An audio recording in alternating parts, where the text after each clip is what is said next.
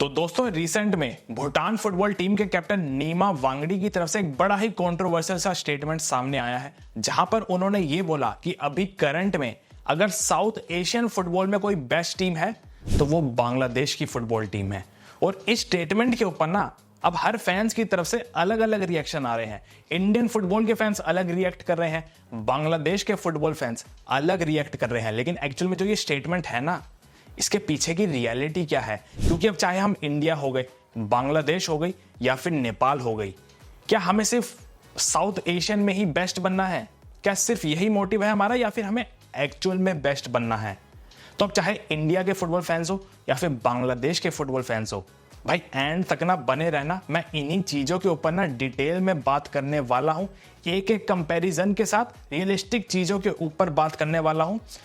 और साथ में कमेंट सेक्शन में भाई ये जो स्टेटमेंट आई है भूटान के कैप्टन की तरफ से, इसके ऊपर आप लोगों के क्या ओपिनियन है कमेंट सेक्शन में बता सकते हो। और साथ में भाई आप लोगों से रिक्वेस्ट है, जिसने भी चैनल को सब्सक्राइब नहीं किया ना, चैनल को भी सब्सक्राइब कर देगा यार। आप लोग सब्सक्राइब कर दो ना तो भाई बड़ा अच्छा लगता है दिल को। ठीक है, अब देखो बात स्टार्ट करते हैं कि जो ये स्टेटमेंट आई है ना, अगर इस स्टेटमेंट को थोड़ी सी देर के लिए साइड कर दे तो ये एक्चुअल में कंपैरिजन हो क्यों रहा है इंडिया वर्सेस बांग्लादेश। तो यार देखो, मैं अभी से ना थोड़ा सा टाइम पीछे जाता हूं, शायद 2019 या 20 की बात है। इंडिया उस टाइम जिस पोजीशन पे थी, वो इंडिया की टीम वहां से फीफा वर्ल्ड कप के सपने देख रही थी कि हमें फीफा वर्ल्ड कप में क्वालिफाई कैसे करना है।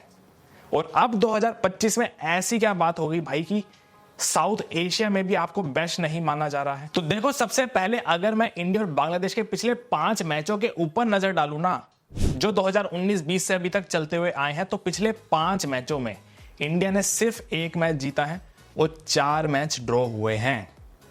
यानी इंडिया ने भाई कंप्लीटली डोमिनेट नहीं किया है बांग्लादेश को। टाइम के साथ साथ बांग्लादेश की टीम ग्रो होती चली गई है। तो इतना डिफरेंस कैसे आ गया भाई? जो इंडिया एक टाइम पर अपने आप को फीफा वर्ल्ड कप में देखना चाह रही थी, वो कहीं ना कहीं बांग्लादेश के सामने इस टाइम पर स्ट्रगल कर रही है। तो इतना डिफरेंस कैसे है? तो भाई देखो, इस डिफरेंस के पीछे की जो रियलिटी है ना, हर देश में फुटबॉल लीग होती है और उस फुटबॉल लीग के अंदर के जो बड़े क्लब्स होते हैं ना, उनका काम होता है अपने कंट्री के अंदर फुटबॉल को डेवलप करना, अपने होम ग्राउंड प्लेयर्स को डेवलप करना, उनकी क्वालिटी को बढ़ाना। और ये काम बांग्लादेश के अंदर वसुंधरा किंग्स ने किया है। वसुंधरा किंग्स ने जो बांग्लादेश के फुटबॉल के अंदर इन्वेस्टमेंट करी हुई है ना, मतलब जितने भी अभी बांग्लादेश के करंट पे यूथ प्लेयर्स आ रहे हैं, वो टेक्निकल लेवल्स पर इतने अच्छे हैं, उनको इंफ्रास्ट्रक्चर अच्छा प्रोवाइड किया जा रहा है, जिसका रीजन है कि बांग्लादेश का फुटबॉल टाइम के साथ साथ डेवलप होता जा रहा है। और यही वसुंधरा किंग्स ने पूरी जिम्मेदारी ले रखी है कि भाई ये जो यंगस्टर्स है ना, इनको डेवलप करने का काम हमारा है, हम इन्हें बनाकर देंगे बांग्लादेश की फुटबॉल टीम को।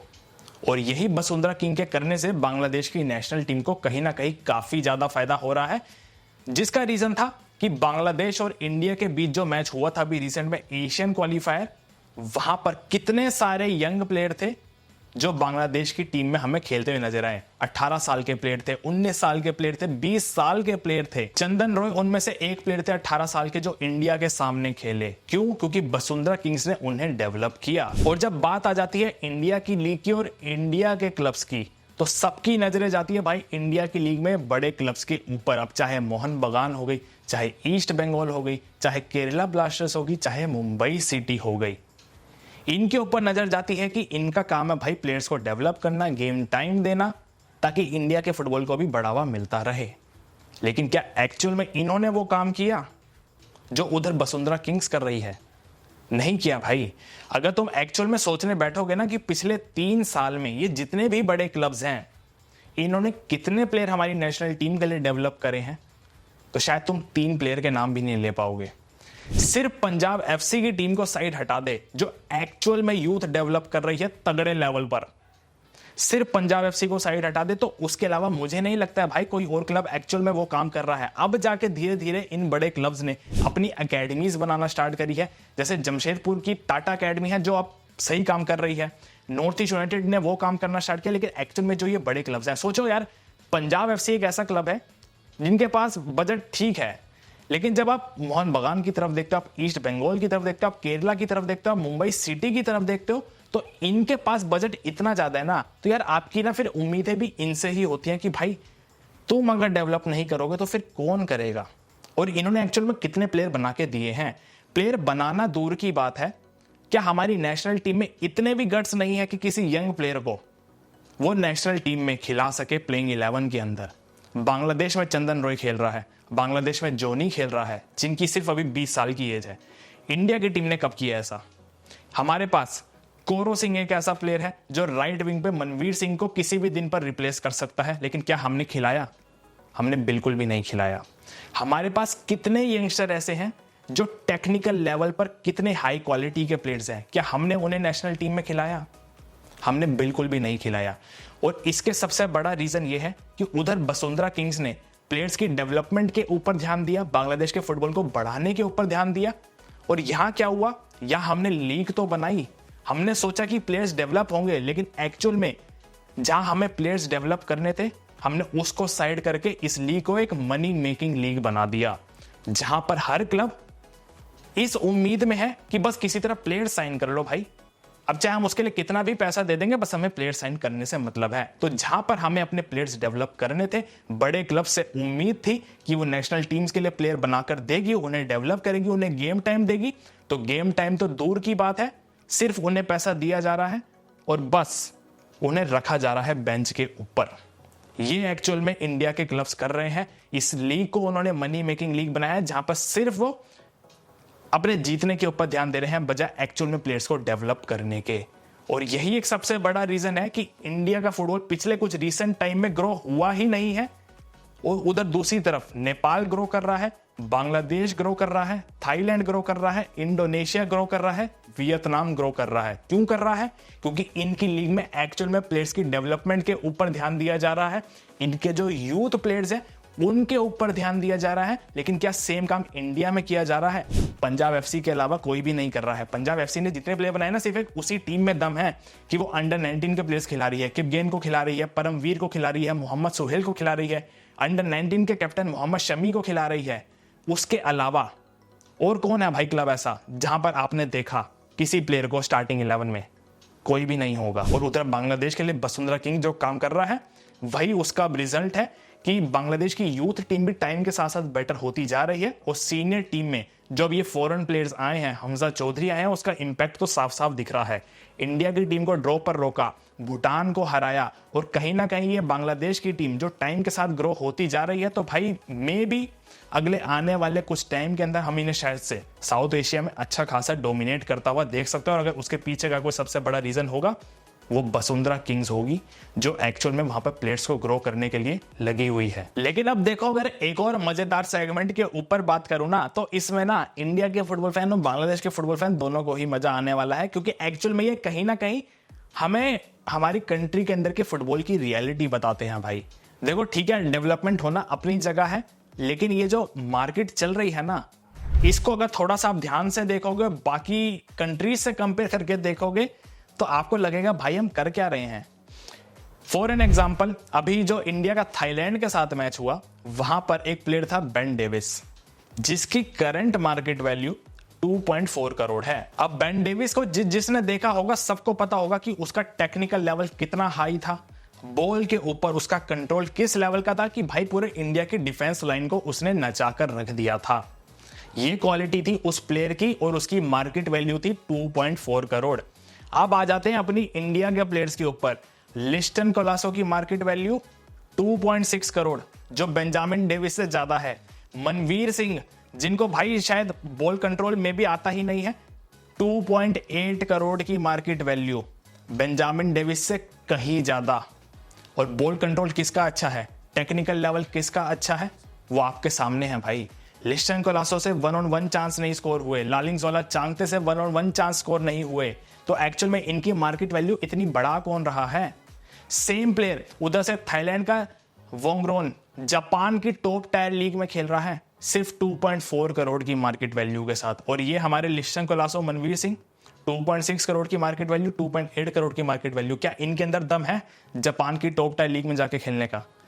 घंटा भी नहीं है। और सेम बात अगर मैं उधर से बांग्लादेश की फुटबॉल टीम से रहमत मियां की करूं, जिनकी मार्केट वैल्यू 1.6 करोड़ है, तो भाई मैं तुमसे पूछता हूं, तुम बताओ इस मार्केट वैल्यू के साथ तुम इन प्लेयर्स को खिलाना पसंद करोगे, या अगर तुम्हें वोंगरोन जैसे प्लेयर, बेंजामिन डेविड जैसे प्लेयर उसी वैल्यू पर मिल रहे हैं, तुम उन्हें खिलाना पसंद करोगे? क्या ये एक्चुअल में जो प्लेयर्स हैं ये इतनी मार्केट वैल्यू डिजर्व करते हैं?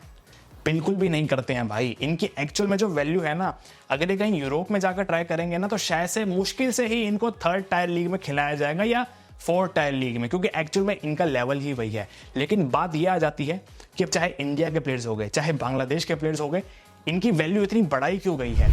भाई देखो, कहीं ना इनको साथ किया क्या गया है, जो भी एजेंसीज हैं, जो भी इनके एजेंट्स हैं, उनकी कमीशन अच्छी खासी बनती रहे, इसलिए इनकी मार्केट वैल्यू बढ़ाई गई है। इनकी मार्केट वैल्यू अच्छी खासी बढ़ेगी, इनके ट्रांसफर की वैल्यू अच्छी खासी मिलेगी, तो ये जो एजेंट्स हैं उनकी कमीशन अच्छी खासी बनेगी। नहीं तो तुम खुद बताओ भाई, तुम ओनर हो, तुम एक प्लेयर के ऊपर इन्वेस्ट करना चाह रहे हो, ये दोनों टीम के फैन से मेरा क्वेश्चन है, तुम प्लेयर के ऊपर इन्वेस्ट करना चाह रहे हो, तुम्हारा बजट है 2 करोड़। अब 2 करोड़ पे तुम्हें एक जगह मिल रहा है लिस्टन कोलासो, मनवीर सिंह और रहमत मियां, और एक जगह तुम्हें मिल रहे हैं बेंजामिन डेविड जैसा प्लेयर, एक जगह तुम्हें मिल रहा है वोंगरोन जैसा प्लेयर जो जापान की टॉप टायर लीग में खेल रहे हैं भाई। तो अब तुम किसके साथ जाना पसंद करोगे? ये एक बेसिक सा क्वेश्चन है। यहां पर अपने प्लेयर्स की कोई बात है ही नहीं। एज अ फुटबॉल फैन बताओ, तुम किसके साथ जाना पसंद करोगे जब तुम्हें सेम मार्केट वैल्यू पे एक प्लेयर ऐसा मिल रहा है जिसकी स्केल, जिसका टेक्निकल लेवल इन प्लेयर से 20 गुना ज्यादा होगा? तो किसके साथ तुम जाना पसंद करोगे? और ये तो अभी सिर्फ मैं थाईलैंड के प्लेयर ले रहा हूं एग्जांपल में। अगर एक्चुअल में तुम वियतनाम के प्लेयर देखोगे, इंडोनेशिया के प्लेयर देखोगे, या कितनी एशिया की टॉप टीम्स हैं उनके प्लेयर देखोगे ना, तो उनकी भी मार्केट वैल्यू इतनी ही चल रही है भाई। ये बस हमारी जो इंडिया की मार्केट वैल्यू है या बांग्लादेश के कुछ प्लेयर्स हो गए, इनकी मार्केट वैल्यू इसलिए कहीं ना कहीं बढ़ा रखी है ताकि इनके जो एजेंट्स हैं उनको कहीं ना कहीं फायदा पहुंचे, उनको कहीं ना कहीं कमीशन मिले, और उन्होंने अपनी मनी मेकिंग के चक्कर में इन प्लेयर्स को एक्चुअल में कहीं बाहर जाने ही नहीं दिया जो इनको जाना चाहिए था, और इसलिए ये अपने कंफर्ट जोन के अंदर बैठ रखे हैं। ये कहीं बाहर ट्राई करना ही नहीं चाहते हैं भाई। जिनको बैठे बिठाए, मनवीर सिंह को बैठे बैठे 3 करोड़ मिल रहे हैं, लिस्टन कोलासो को भी सेम अमाउंट मिल रहा है मोहन बगान से। बांग्लादेश के कितने प्लेयर्स होंगे जिनको वसुंधरा किंग की तरफ से अच्छा खासा अमाउंट मिल रहा होगा? तो कहीं ना कहीं अगर हमारे क्लब्स इन्हें डेवलप करना चाह रहे हैं तो भाई कहीं ना कहीं उन्होंने ही इन्हें रोक रखा है। स्पेशली इंडिया के अंदर तो भाई रोक ही रखा है। ये क्लब्स ने इनकी वैल्यू इतनी ज्यादा बढ़ा रखी है, ये बाहर जा ही नहीं रहे हैं। तो एक्चुअल में ये हाल है ट्रांसफर मार्केट का हमारी साउथ एशिया के अंदर, जहां पर प्लेयर्स को सिर्फ अपने फायदे के लिए रोका जाता है और उनकी मार्केट वैल्यू को जमीन से भाई आसमान पर पहुंचा दिया जाता है, जबकि उनकी एक्चुअल वैल्यू 50 लाख से भी ऊपर नहीं होगी। 50 लाख भी शायद मैंने ज्यादा बोल दिए होंगे। और बात अगर देखो कंपैरिजन की चली रही है ना, तो एक बार अगर फिर से मैं थोड़ा सा कंपैरिजन कर दूं पिछले कुछ टाइम से, 2019 में आपको पता होगा भाई इंडिया रैंकिंग में 97 96 पर चल रही थी, उज्बेकिस्तान 95 पे चल रही थी, जॉर्डन 89 या 90 कुछ पर चल रही थी। अब वहां से उन्होंने भाई अपने फुटबॉल को इस तरीके से डेवलप किया, उज्बेकिस्तान ने तो स्पेशली, उन्होंने कहा भाई ओवरसीज प्लेयर गए भाड़ में, हम अपने ही प्लेयर ऐसे बनाएंगे, इस लेवल के बनाएंगे कि इनके दम पर हम उज्बेकिस्तान को क्वालिफाई करवाएंगे। और अब रिजल्ट क्या है? 6 साल बाद उज्बेकिस्तान फीफा वर्ल्ड कप में क्वालिफाई कर चुकी है। जॉर्डन की टीम फीफा वर्ल्ड कप में क्वालिफाई कर चुकी है। जो जॉर्डन सबको लग रहा था कि भाई मजाक मजाक में फाइनल में पहुंच गए एशिया कप के, तो भाई उन्होंने एक बार फिर सबको दिखा दिया कि भाई मजाक नहीं था वो, हम फीफा वर्ल्ड कप में क्वालिफाई कर चुके हैं। तो ये दोनों कंट्रीज भाई इस लेवल की ग्रोथ के साथ 6 साल के अंदर फीफा वर्ल्ड कप में क्वालिफाई कर गई। तो हमने ऐसा क्या किया कि भाई फीफा वर्ल्ड कप तो दूर की बात है, हम एशिया भी छोड़ो, हम साउथ एशिया में भी अब ढंग से कंपीट नहीं कर पा रहे हैं। इसमें सबसे बड़ा क्वेश्चन AIFF के ऊपर भी जाता है, हमारे इंडिया के अंदर जितने क्लब्स हैं उनके ऊपर भी जाता है, और जितने हमारे प्लेयर्स हैं इनके ऊपर तो जाता ही जाता है कि भाई इन्हें खुद से भी पूछना चाहिए कि क्या जितनी हमारी क्वालिटी है उस हिसाब से हमें पैसे शायद कुछ ज्यादा नहीं मिल रहे हैं। ये है रियलिटी भाई। तो भाई अब बस बात इतनी सी आ जाती है, ये कहीं ना एक वेकअप कॉल बन चुकी है इंडिया के लिए, तो स्पेशली बन चुकी है कि भाई अब नहीं ना तो फिर कभी भी नहीं, क्योंकि अब जो सिचुएशन बन चुकी है, एशिया तो दूर की बात है, तुम्हें साउथ एशिया में भी कोई अब बेस्ट नहीं समझता है। इंडिया की मार्केट वैल्यू बढ़ाई गई है, बांग्लादेश की मार्केट वैल्यू बढ़ाई गई है जस्ट बिकॉज कुछ लोगों को फायदा पहुंचाने के लिए। तो भाई कहीं ना कहीं अपने ही लोग हैं जो डेवलपमेंट को रोक रहे हैं, और इंडिया के लिए तो ये बहुत बड़ी वेकअप कॉल है कि भाई आ जाओ लाइन पे, ग्रास रूट तो पता नहीं तुम क्या कर रहे हो, ओवरसीज प्लेयर ही अलाउ कर दो ताकि अगले कुछ साल में तो भाई किसी लेवल पे पहुंच सको, वरना अगर ओवरसीज भी अलाउ नहीं करोगे ना तो अगले 2 साल के अंदर भाई मैं गारंटी कह सकता हूं तुम्हें इंडिया साइड साउथ एशिया के अंदर बेस्ट टीम तो पता नहीं, तीसरे या चौथे नंबर की टीम होगी। तो ठीक है भाई, आज की वीडियो में बस इतना ही। आप लोगों के क्या थॉट्स है कि जितनी हमने बात करी वीडियो के अंदर, हर एक टॉपिक के ऊपर बात करी, इसके ऊपर आप क्या कहना चाहोगे? ये जो जबरदस्ती की प्लेयर्स की मार्केट वैल्यू बढ़ाई गई है, इसके ऊपर क्या कहना चाहोगे? सारी चीजें कमेंट सेक्शन में बता सकते हो और मैं उम्मीद करता हूं आप लोगों को वीडियो पसंद आई होगी। वीडियो पसंद आए तो भाई वीडियो को लाइक कर देना, चैनल को भी सब्सक्राइब कर देना ताकि आगे की वीडियोस आप लोगों के पास आती रहे। तब तक मिलते हैं अगली वीडियो में अगली कहानी के साथ। जय हिंद।